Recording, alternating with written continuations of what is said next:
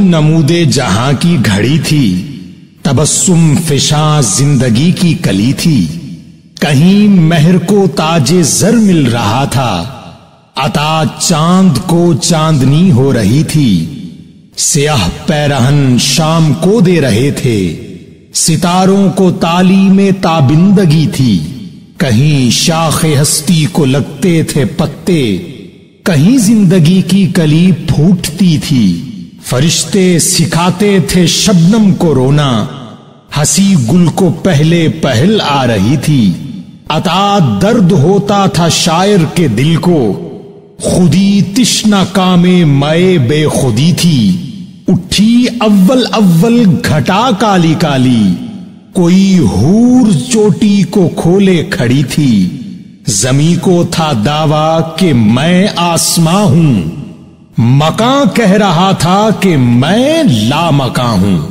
تشریح: یہ خوبصورت نظم انگلستان کے مشہور شاعر ٹینیسن کی نظم لو اینڈ ڈیتھ سے ماخوذ ہے، جسے اقبال نے بڑی مہارت اور بہترین انداز میں اشعار کی صورت میں ڈھالا ہے۔ پہلے بند میں اس کائنات کے ارتقائی مراحل کا ذکر کرتے ہوئے فرماتے ہیں کہ اس وقت زندگی تخلیق کی جا رہی تھی، سورج کے فرائض میں زمین پر روشنی بکھیرنا لکھا جا رہا تھا، اور کہیں چاند کو چاندنی کی قوت دی جا رہی تھی، رات کے وقت کو سیاہ لباس پہنایا جا رہا تھا، اور تب بھی ستاروں کو چمکنے کی صلاحیت کے تحفے سے نوازا جا رہا تھا، زمین کو زندگی اور تخلیق کی طاقت دی جا رہی تھی۔ انہی لمحات میں فرشتے شبنم کو آنسو بہانا سکھا رہے تھے، اور کہیں کوئی کلی پہلی بار کھل کر پھول کی شکل اختیار کر رہی تھی۔ اسی لمحے شاعر کے دل میں درد کی لذت بھری جا رہی تھی، خودی کو بے خودی کے جذبے سے سرشار کیا جا رہا تھا، پہاڑوں کی چوٹیوں پر پہلی بار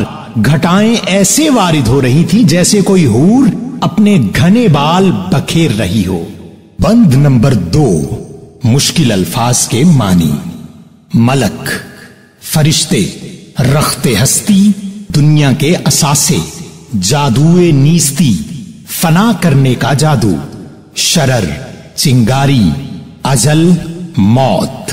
غرض اس قدر یہ نظارہ تھا پیارا کہ نظارگی ہو سراپا نظارہ، ملک آزماتے تھے پرواز اپنی، جبینوں سے نور ازل آشکارا، فرشتہ تھا ایک عشق تھا نام جس کا، کہ تھی رہبری اس کی سب کا سہارا، فرشتہ کے پتلا تھا بیتابیوں کا، ملک کا ملک اور پارے کا پارا، پے سیر فردوس کو جا رہا تھا، قضا سے ملا راہ میں وہ قذارا، یہ پوچھا تیرا نام کیا، کام کیا ہے، نہیں آنکھ کو دید تیری گوارا، ہوا سن کے گویا قضا کا فرشتہ، اجل ہوں میرا کام ہے آشکارا، اڑاتی ہوں میں رخت ہستی کے پرزے، بجھاتی ہوں میں زندگی کا شرارہ،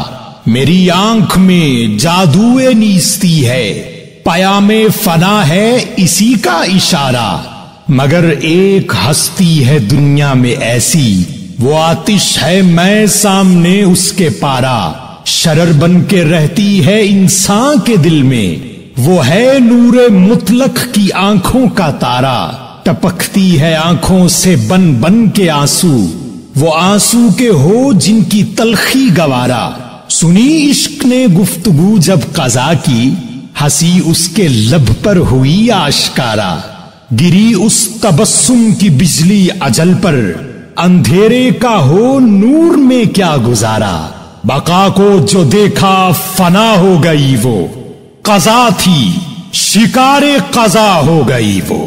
تشریح: سامعین، میں ذاتی طور پر اس بند کے انتہائی پرکیف اثر کو محسوس کر چکا ہوں۔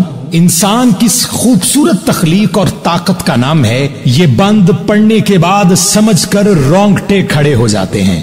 اگر آپ اس ایک بند کو سمجھ گئے تو اقبال کی شاعری آپ کے وجود میں موجود خون میں ایک نشے کی صورت میں دوڑنے لگے گی۔ میں اس بند کی تشریح کر رہا تھا اور ایک ایسی کیفیت تھی جو بیان سے باہر ہے، تب بھی اقبال کا ہی ایک شعر میرے ذہن میں گونج رہا تھا کہ حضور حق میں اسرافیل نے میری شکایت کی، یہ بندہ وقت سے پہلے قیامت کر نہ دے برپا۔ دوسرے بند میں کائنات کے ابتدائی مراحل کو اقبال نے اس قدر خوبصورتی سے بیان فرمایا ہے کہ پڑھنے والا یہ محسوس کرتا ہے کہ وہ تمام مناظر اس کی آنکھ کے سامنے نمودار ہو رہے ہیں۔ ان لمحات میں فرشتے فضاؤں میں ایسے جھوم رہے تھے جیسے اپنی اڑنے کی صلاحیت کی آزمائش کر رہے ہوں۔ ان کی جبینوں سے ہمیشہ قائم رہنے والا نور روشن تھا۔